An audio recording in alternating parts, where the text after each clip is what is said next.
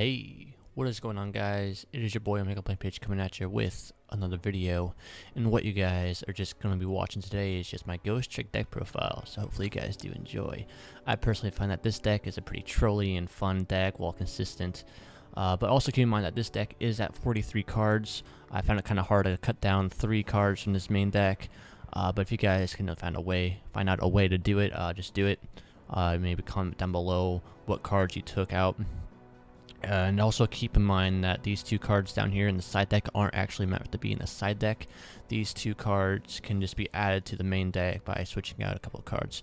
I found out that these 2 cards actually work pretty well with the main deck, and can just make it run faster or clearer through the graveyard, and they just work pretty well with the deck overall. So that is Ghostrick out and Ghostrick Rural Shift. If you guys want to put those in the deck, go right ahead. I think that they work pretty well with the deck. But also keep in mind that this card right here, Ghostrick's Bold Angel, is only an OCG exclusive. It is not in the TCG yet. So keep in mind that when you're playing this deck, you'll have to play with an OCG format, not a TCG one. Or you can just play OCG/TCG on Death Pro. But you can't play a TCG match with this deck, but that's not that big of a deal, I don't think. So I usually play OCG/TCG anyways, because that's just what I like to play with. But just keep in mind about that card and how it's not in the TCG yet. Also keep in mind that this deck is not made to be, it's not meant to be down like the top 3, Burning Abyss, Cleaforts, Satellar Knights, Shaddolls, Infernoids. This deck is just a fun and trolly deck, but you definitely can win those kind of matches. It just might be really, really difficult, because you know how fast those decks are and how consistent they really are, whereas this deck is not the fastest in the world. But just keep that in mind, that this deck will probably not win against like a Burning Abyss or a Cleaforts or something like that. But that's about it for me ranting, guys. Hopefully you guys will enjoy this. Well, hopefully you guys will enjoy this deck profile, and yeah, let's just jump right into it. All right. So at 3 we're running Ghostrick Mummy. At 3 we're running Ghostrick Skeleton. At 2 Cat Girl. At 3 Jack Frost. At 3 Lantern. At 3 Spectre.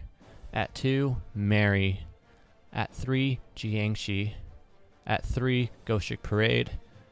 At 1 Ghostrick House. You'll most likely be playing Ghostrick Parade with this deck, but if you end up having a bunch of your Ghostrick monsters out on the field, whereas like all your opponent's cards are face down, you can just start this out instead, and just get rid of your Parade and just start out Ghostrick House, and then you can just direct attack them all day and probably kill them off that turn. But Ghostrick Parade is just meant to stall your opponent out to where you can get out this card right here. I'll go over a bit of combos at the end of the video, so stick to that if you guys want to learn some combos. But Ghostrick Parade is at 3, Ghostrick House is at 1, Spirit Barrier is at 2, Terraforming is at 1, Ghostrick Knight at 2, Swords of Concealing Light at 2, Ghostrick Panic at 2, Magic Drain at 1, Call of the Haunted at 1, Mirror Force at 1, Book of Moon at 1, The Dark Door at 2, and Spell Absorption at 2. Alright, so that's it for the main deck, guys. 22 monsters, 12 spells, and 9 traps. We're now going to move on into the extra deck, 15 cards. All Uxie monsters. Alright, so Ghostrick's Bold Angel at 3, Ghostrick Alucard at 3, Ghostrick Succumbus, or Sokibas at 1, Ghostrick Dullahan at 3, number 13 Kane's Doom at 1, number 31 Abel's Doom at 1. If you get these 2 cards out there, that's pretty much GG, I think. They're both working together, so keep in mind that these 2 are like a combo together. Number 48 Shadow Lynch at 2, and Wind Up Zenmaines at 1. So that's it, guys, for the main deck and extra deck. I will now go over some combos so that you guys actually know what to do when you guys are playing this deck. Alright, so the main engine of this deck is definitely Ghostrick Jiangshi. She allows you, when this card is flipped face up, you can add you can add from your deck to your hand one Ghostrick monster whose level is less than or equal to the number of Ghostrick monsters you control. You can only use this effect once per turn. So basically, she is your main engine from getting Ghostrick monsters from your deck to your hand, and then you can just go there and special summon them, or set them, or more likely you'll set them. Ghostrick Skeleton, he just fucks with your opponent's deck by banishing one card from their deck per turn. So that's pretty good right there. You can just fuck with their deck, and all these cards are just made to either stop your opponent, like Ghostrick Jack Frost. You'll just stop your opponent from attacking a Ghostrick monster. Same with Lantern, and same with Mary. Those are just defensive cards to where your opponent can't destroy Jiangshi, or your Skeleton, or your Cat Girl, or your Mummy.